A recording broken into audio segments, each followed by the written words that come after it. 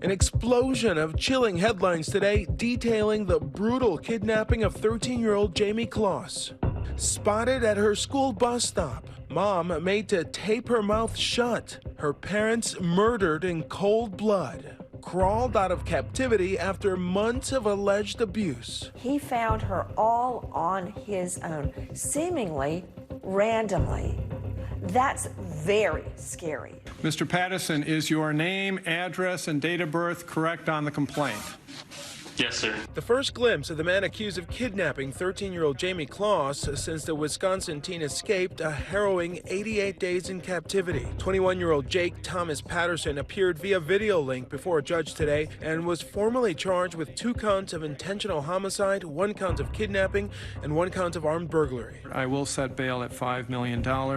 Prosecutors today releasing a criminal complaint containing Patterson's alleged confession, laying out what they say are the details into the planning of Jayme's kidnapping, the murder of her parents, and how Patterson hid and terrorized the teen, holding her hostage in his own home. The state asks you to consider the efforts he took to conceal himself, the modifications that he made to his vehicle so that police wouldn't find him, the fact that he wiped down the shotgun that was located at his house and the shells that were used to kill James and Denise by his own words so that no DNA or fingerprints would be found. The documents reveal what Jayme and her captor allege happened on the night she was kidnapped. Jayme says she awakened her parents, Denise and James, after seeing a car pull into their driveway after midnight. She said her father went to the front door where there was a man with a gun, so she and her mother hid in the bathroom. She heard a gunshot and knew her father had been killed. Jayme's mother called 911. In his alleged confession, Patterson told investigators he broke down the bathroom door. He described finding the teenager and her mother seated in the bathtub, Denise with her arms wrapped around Jayme in a bear hug.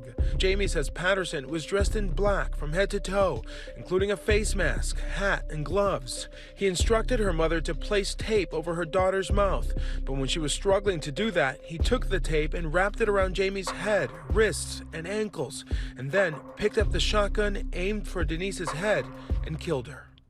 The cold blood he must have to yank Jayme out and then with the other hand shoot her mother in the head. The terror that child has been through is overwhelming. Patterson states he then dragged Jayme out of the house, put her in the trunk, and locked it shut. He estimates he was at the Closs home for only about 4 minutes total. In a harrowing detail, he said he had only driven what he thought to be 20 seconds away from the crime scene when he passed by 3 squad cars responding to the scene. Jayme also remembered hearing those sirens from the trunk. The teen had been Patterson's target ever since he watched her get on a school bus on his way to work. He told authorities that when he saw Jayme, he knew that was the girl he was going to take. There was no trail. There was no social media interaction between Jayme and her kidnapper. There was no way to figure out who he is. There was nothing she or her parents did to bring attention to her. Shockingly, Patterson's visit to the house wasn't his first. He said he'd been there twice before, but turned away because of too much activity at the home. He methodically turned off his car lights as he approached the Closs home. He got rid of the dome light in his car. He removed the light in the trunk, so when he opened it to stuff Jayme in, the light wouldn't shine out on him. He even thought ahead of time to tear out the cord that you pull because it glows in the dark in case you're trapped in the trunk. Once at his rural home 70 miles away, Patterson said he dragged Jayme into his bedroom where he held her captive for the next 3 months. Hanging above the front door of the home, a sign reading Patterson's Retreat. Jayme telling investigators that she was forced to stay under his twin-size bed. He had pushed it into the corner of the room and barricaded it with tote bags and laundry baskets full of weights, so he would be able to tell when he came back if she had gotten out at all. But on at least 2 occasions when Patterson thought Jayme had tried to get out, he terrorized her. He says striking a wall and screaming to the point she knew that she better never try that again. When visitors would come to his home, including his father, who stopped by most Saturdays, he would turn up the radio in his room to cover up any noise that Jayme might make. But last Thursday, Patterson told Jayme he was leaving for a few hours, and Jayme seized her opportunity to escape. You can see the amount of control that he was exerting over her. And at some point, she found it within herself at 13 years old to say, I'm going to get myself out of this situation. She ran into the arms of Jeannie Nutter. I saw a young woman approach me. She was crying and said, I need help. I don't know where I am. I'm lost. So I knew this kid was in trouble because she didn't have a coat on or gloves or hat. She had somebody else's shoes on that were too big for her. She just kind of grabbed onto me because it's really icy, and she said, I'm Jayme. Wanting to put some distance between them and her captor's house, Nutter brought Jayme down the road to the home of Peter and Kristen Kacinskas. I knocked on the door.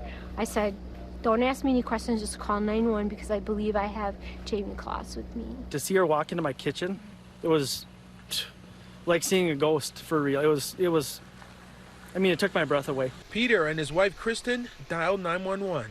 I have a young lady at my house right now, and she just says her name is Jayme Closs. The teenager was still fearing for her life. So we're kind of scared because he might come. Yep. So if the cops could get here soon, we would like. I have many deputies headed that way. Meanwhile, her alleged captor was out looking for her.